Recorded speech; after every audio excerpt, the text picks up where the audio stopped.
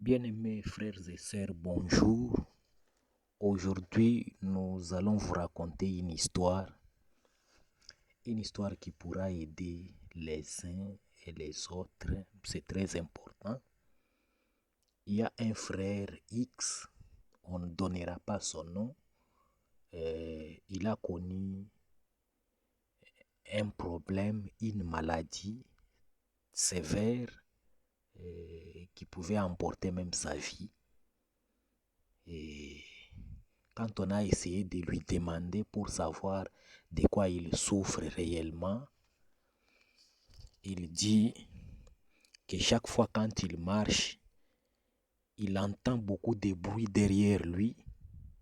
Donc comme un monde qui vient derrière lui, mais quand il regarde derrière, il ne voit personne. Mais quand il dort, il sent un grand bruit. Il écoute les gens qui parlent, un bruit un peu confus, mais dès qu'il se réveille, il ne voit personne. Il entre dans la toilette, la même chose. Donc il y a les bruits, les gens lui parlent, mais lui ne voit personne.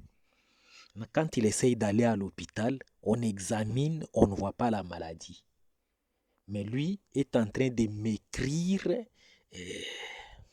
il présente les signes de faiblesse. On ne trouve aucune maladie, mais lui-même sait que ma maladie, c'est que j'écoute les bruits de beaucoup de personnes. Et quand on lui a demandé les bruits là, ces gens-là que tu entends, les voix que tu entends, qu'est-ce qu'elles disent réellement, ces voix-là? Il dit, ces gens-là me demandent les vélos. Ils disent vélo, vélo, vélo, vélo. Vélo. Et c'est là qu'on a compris quelque chose. On a essayé un peu de lui demander, est-ce que dans ton histoire, ta vie, est-ce que tu connais une histoire de vélo quelque part? Est-ce que tu avais payé un vélo? Qu'est-ce qui s'est passé au juste? L'histoire des vélos.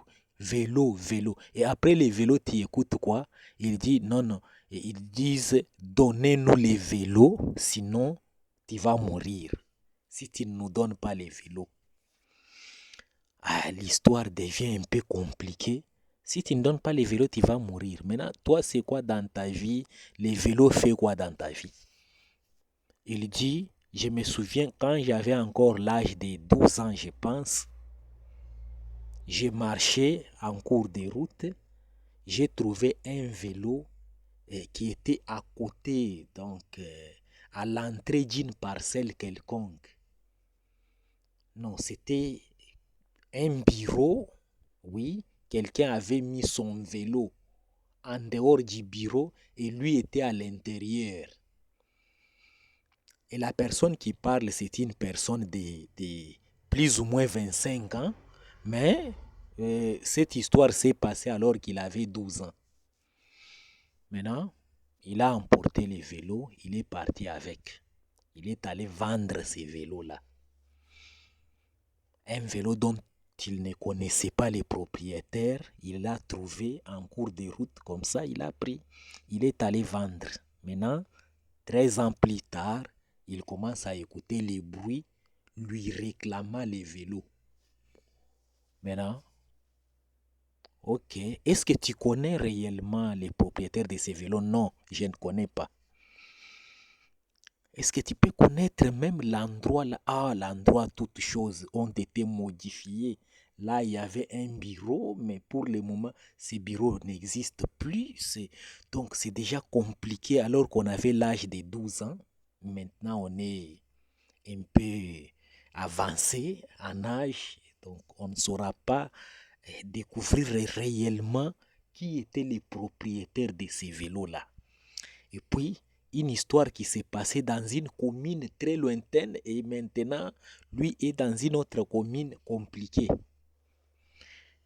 Maintenant, quand on a essayé de réfléchir avec l'aide du Saint-Esprit, on a compris qu'il est difficile de découvrir là où se trouvent les propriétaires du vélo pour lui retourner son vélo. Et maintenant, si on laisse l'affaire aller comme ça, tu vas mourir parce que on te réclame les vélos, Au cas contraire, tu dois mourir. Maintenant, qu'est-ce qu'il faut?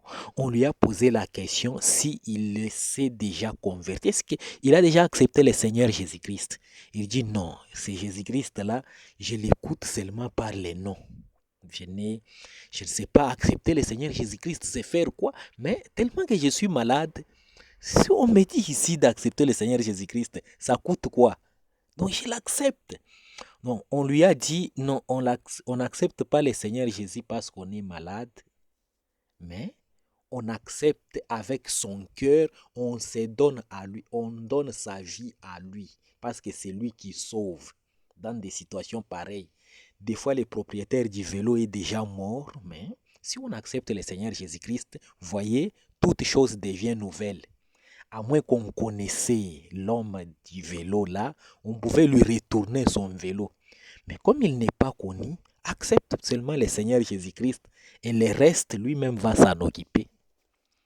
Voilà, l'homme a accepté le Seigneur Jésus-Christ avec sa bouche et dans ses paroles, il a été baptisé au nom du Seigneur Jésus-Christ et on a prié sur lui, on a senti qu'il y avait vraiment du boulot sur son corps.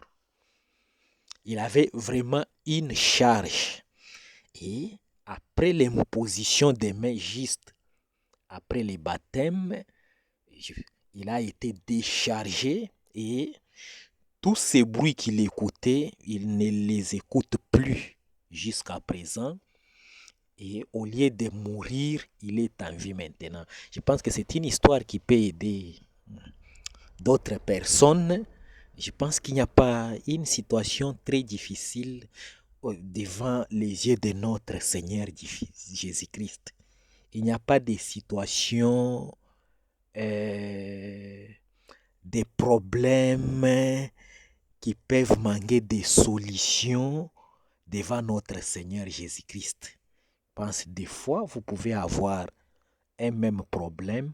Donnez-vous au Seigneur Jésus-Christ. Et je pense que même si vos péchés sont rouges comme la cramoisie, lui va les rendre plus blancs que la neige. Que Dieu vous bénisse.